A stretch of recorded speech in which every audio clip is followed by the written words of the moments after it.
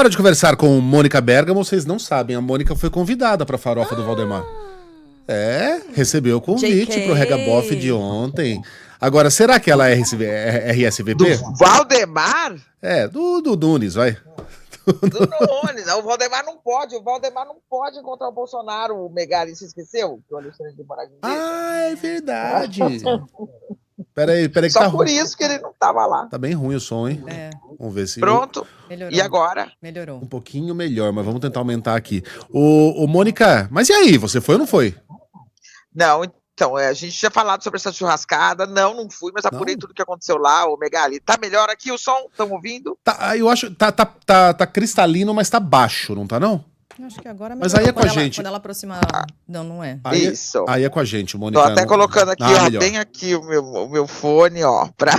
Não coloca tão perto, não, senão estoura. Mas e aí, Mônica?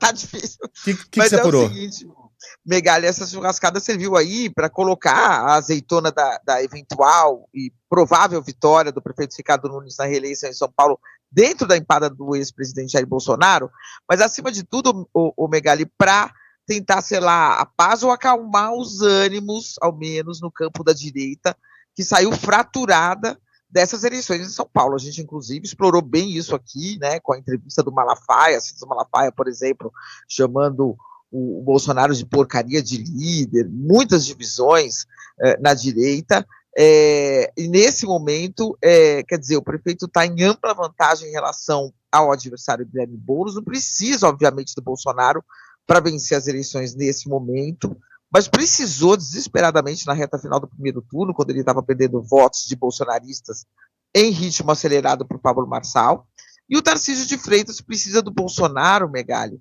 para tentar vencer em 2026, ou ao governo ou à presidência da República. Então, o almoço, ele sela essa reaproximação, né? Ele mostra a tentativa de construção de imunidade a partir de agora, a partir dessa provável vitória, né, ou eventual vitória, depois das rusgas todas dessa eleição, e foi feita para mostrar uma solidez na aliança entre o Bolsonaro e o Tarcísio. Foi um ato político a churrascada, Megali, foi um ato político visando o futuro, mais do que um ato eleitoral para conseguir votos no presente, né? Essa foi a razão do almoço e de toda a agenda do Bolsonaro em São Paulo, incluiu visita a organizações religiosas, incluiu gravação de podcast, pizzada no fim da noite, quer dizer, o Bolsonaro e o Tarcísio passaram o dia inteirinho juntos, né? Então sei lá, a paz mostrar que a aliança entre o Bolsonaro e o Tarcísio é firme, e com isso, a partir disso, tentar recompor com outros setores da direita que se afastaram nesse processo eleitoral em São Paulo, que foi muito traumático, inclusive, no primeiro turno, né? Que, como eu disse, rachou, fraturou a direita, a partir, inclusive, de um racha do eleitorado. O eleitorado se dividiu, e a partir da divisão dos eleitores, a cúpula ali também se dividiu bastante. E o encontro evidencia também a aliança com o MDB do Michel Temer, né? Que estava lá, está no governo Lula, mas ontem estava lá e anunciou, inclusive, que cancelou uma viagem para votar no prefeito, porque há um temor aqui da abstenção muito alta, né, Megali? Você sabe que quando a eleição parece assim meio decidida, a abstenção sobe bastante, porque as pessoas vão para a praia, não se preocupam em ir votar, né? É diferente do entusiasmo que uma campanha mais acirrada mostra. Mas, enfim, essa foi a razão dessa churrascada aí, Megali. Não foi eleitoral, foi política, numa tentativa de recompor e curar aí, tentar grudar os ossos novamente, para que a perna passe a funcionar melhor, Megali. Você deve ter visto a capa da Folha hoje, né? Eu não vi a capa de todos os jornais, mas na Folha eu vi uma fotografia que mostrava lá Tarcísio, Bolsonaro e Nunes, e aí o momento em que o prefeito de São Paulo cumprimenta o ex-presidente. E aí Bolsonaro, se o Thiago conseguir encontrar, vamos ver se dá tempo, com a mão bem molinha, sabe? Sabe quando você cumprimenta com mão molinha? Paz de Cristo. Olhando para o outro lado, como quem não quer. Horrível. Como quem não quer. É horrível. Horrível. Mão molinha. Só falta estar suada, Paz de né? Cristo. É aquela operação do Rio lá, sabe? Das garrinhas de pegar bichinho de pelúcia.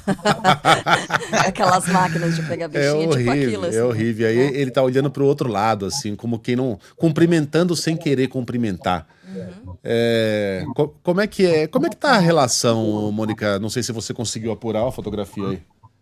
Não, mão molinha acho que eu exagerei, vai.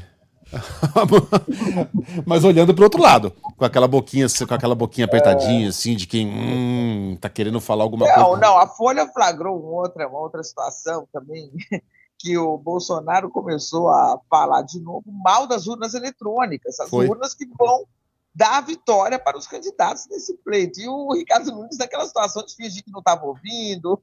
Aí a Folha perguntou para ele: o que o senhor acha de tudo isso que o Bolsonaro está falando? Ele falou: não acompanhei muito bem isso daí, não. Quer dizer, sempre essa saia justa, né, que o Bolsonaro, com as suas posições, traz aos aliados. Mas como ele tem essa força eleitoral muito grande, já aprovada, comprovada, assim como o Lula, né, tem uma força eleitoral, que é aquela coisa: Bolsonaro tem 70% dos votos em São Paulo? Não tem. Mas os 20 que ele tem atrapalham bastante se ele tirar, né, se ele começar a ficar contra, como quase atrapalhou ali no primeiro turno. Então, precisa, vamos dizer assim, todo mundo precisa de todo mundo, né? Eu estou lembrando de uma história incrível aqui. Ai. Mas não vai contar? É muito longo. Lembrou? E vai guardar para si? Cláudio Lembo, ex-governador de São Paulo, que fez 90 anos essa semana, pessoa muito interessante, né? E ele, uma vez, ele falou, porque o Maluf era o inimigo do PT número 1, e depois fez uma aliança aqui em São Paulo, né, para a candidatura do Haddad em 2012, vocês se lembram disso. E o Maluf se aliou a todos, né? Já se aliou ao PSDB, aos tucanos, depois se aliou ao PT, depois se aliava à direita, ele era à direita.